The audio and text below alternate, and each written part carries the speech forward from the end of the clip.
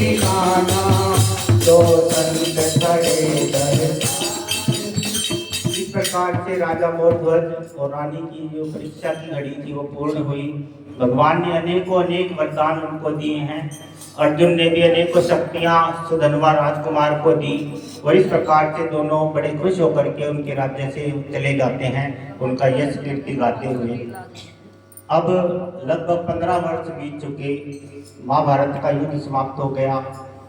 एक दिन राजा मोरध्वज जब वृद्धाश्रम की ओर जा रहे हैं, यानी बूढ़े हो चुके हैं, और जो सुधनवा राजकुमार है वो जवान हो गया। एक दिन जो है राजा मोरध्वज अपने बेटे से कहते हैं कि बेटा, मेरी एक आखिरी तमन्ना है, अगर वो पूरी हो जाती तो ये जीवन जो है वो सार्थक हो जाता।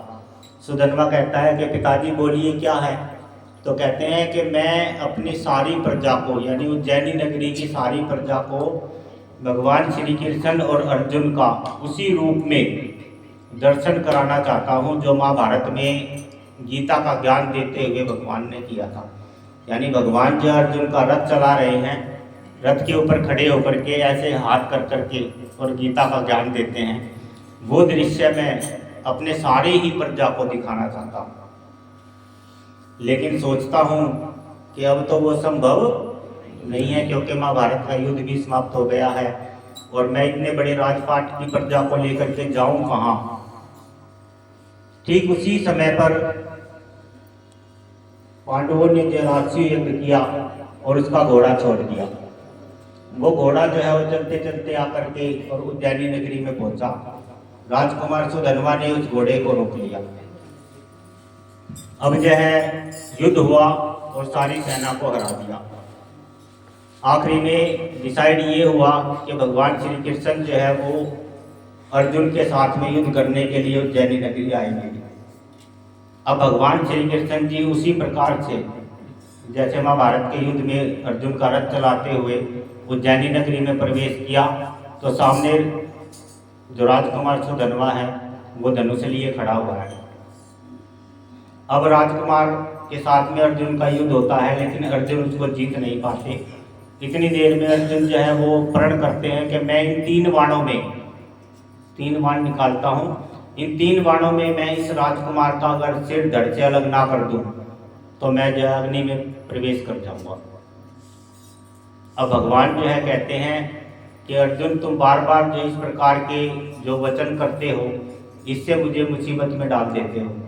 कितनी बार तुमने महाभारत के युद्ध में भी ऐसा ही किया और फिर हमें मुंह की खानी पड़ी। तुम जानते हो ये कौन है? बोला नहीं, राजा का लड़का है। बोले ये वही राजकुमार है जिसकी हमने बचपन में परीक्षा ली थी और ये अनेकों शक्तियों का स्वामी है। अब राजकुमार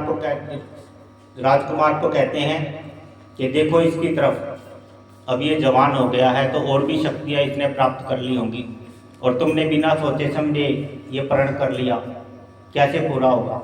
अब जैसे ही भगवान के वचन जो है अर्जुन ने सुने तो कहते हैं अच्छा मुझको पता चल गया, आप तो इसकी तरफ बोलोगे ही, ये तो आपका सबसे बड़ा भगत जो था, आपने मेरा जो वचन है वो पूरा करना ही नहीं है, आप तो इसी की तरफ झुकोगे। तो भगवान कहते हैं कि लोग एक घमंड को दूर किया तो ये दूसरा एक और चालू हो गया। भगवान कहते हैं अच्छा तुम अपना बाण लगाओ। पहला बाण अर्जुन ने संधान किया है। भगवान कहते हैं कि मैं राम के जन्म में मैंने जो भी राक्षसों का वध किया, रावण जैसे आतताइयों का वध किया, जितने भी ऋषि मुनियों की मैंने सेवा की, उसका जो भी पुण्य फल मुझे प्राप्त हुआ उस सारे पुण्य फल को इस बाण को देता हूँ। हे बाण, तुम जाओ और जाकर के इस राजकुमार का वध कर दो। अब राजकुमार जो है वो गुरु महिमा को जानते थे, वो गुरु मंत्र का उच्चारण कर रहे थे उस समय पे। वो बाण छोड़ा गया, बाण जाता है और सुधनवा की 3 परिक्रमा पूरी कर करके अर्जुन के पास वापिस आता है। अब अर्जुन का जो पहली शक्ति थी वो फेल हो चुकी है।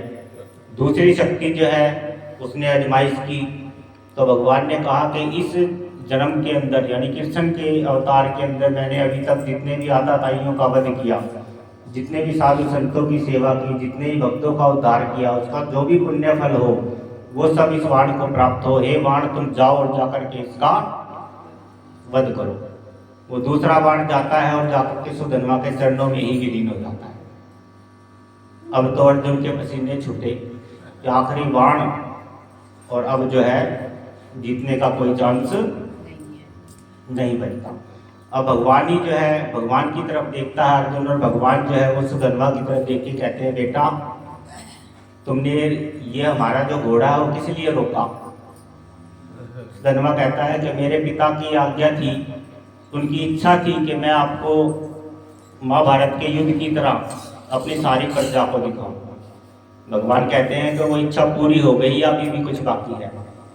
महाभारत जैसा युद्ध यहाँ पे हुआ, मैं अर्जुन का रथ चलाते हुए यहाँ पे आया और सारी प्रजा ने इस युद्ध को देखा है।